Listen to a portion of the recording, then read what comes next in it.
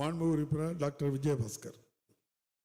மாண்புமிகு பேரவைத் தலைவர்களே, விவர அறிக்கையை படித்து பார்த்தேன். குறிப்பாக விவர அறிக்கையினுடைய கடைசி வரியில் போதுமான தற்பொழுது கூடுதல் குடிநீர் வழங்க வேண்டிய அவசியம் எழவில்லை என்று மாண்புமிகு அமைச்சருடைய துறையினுடைய பதில் முடிந்திருக்கின்றது. இந்த கவனஈர்ப்பு தீர்மானம் கொண்டு வந்ததனுடைய மிகப்பெரிய நோக்கமே ஏற்கனவே நம்முடைய புதுக்கோட்டை மாவட்டத்தில் செயல்பட்டு கொண்டிருக்கக்கூடிய காவிரி கூட்டணி 2 திட்டங்களை கடந்த 10 ஆண்டு ஆட்சியில் மாண்புமிகு அம்மாவுடைய ஆட்சியில் நான் எடப்பாடி அவர்கள் தொடங்கி வைத்தார்கள். 1766 என்ற ஒரு மகத்தான ஒரு திட்டம், அதே போல் 1751 என்ற மகத்தான திட்டம். 2 திட்டங்களும் 10 லட்சத்துக்கும் மேற்பட்ட பொதுமக்களுக்கு 3000 குக்கிராமங்களுக்கு காவிரி கூட்டு குடிநீர் திட்டத்தை போதுமான அளவு வழங்கக்கூடிய ஒரு மகத்தான திட்டத்தை அண்ணன் எடப்பாடி அவர்கள் தொடங்கி வைத்தார்கள். அந்த திட்டத்தில் தற்பொழுது நீர் குறைவாக, குறிப்பாக பார்த்தீங்கன்னா விராலிமலையில் 12 நாட்களுக்கு ஒரு முறை தண்ணீர் வருகிறது.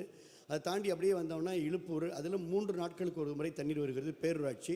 அதை தாண்டி அடுத்த பேரூராட்சி அன்னவசல் பார்த்திங்கன்னா 5 நாளைக்கு ஒரு முறை தண்ணீர் வருகிறது.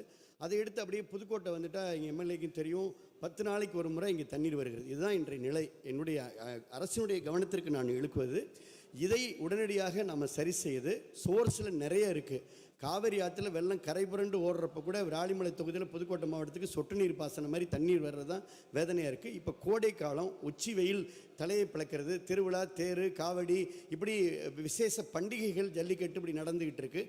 ஆக இந்த சூழலில் வழங்கக்கூடிய நீரை சீர்படுத்தி, ஏன்னா ஒரு பதட்டமாக இருக்குது, அந்த கொடுக்கக்கூடிய நீரும் முடிச்சிடறேன், கொடுக்கக்கூடிய நீர் வந்து 1 மணி நேரம் அல்லது 2 மணி நேரம் கொடுக்குறாங்க. அப்போ ஒரு குடும்பம் கியூவில் நின்று குடத்தை வச்சுக்கிட்டு 10 குடம் 20 குடம் தான் பிடிக்க முடிய நிலை இருக்குது. எப்போ வரப்போகுது அப்படின்ற ஒரு பதட்டம், இல்லை எப்போ தண்ணி நிற்க போகுது அப்படின்ற ஒரு பயம், அது 2 நிலைமை இருக்குது. ஏக்கம், எதிர்பார்ப்பு, பதட்டம்.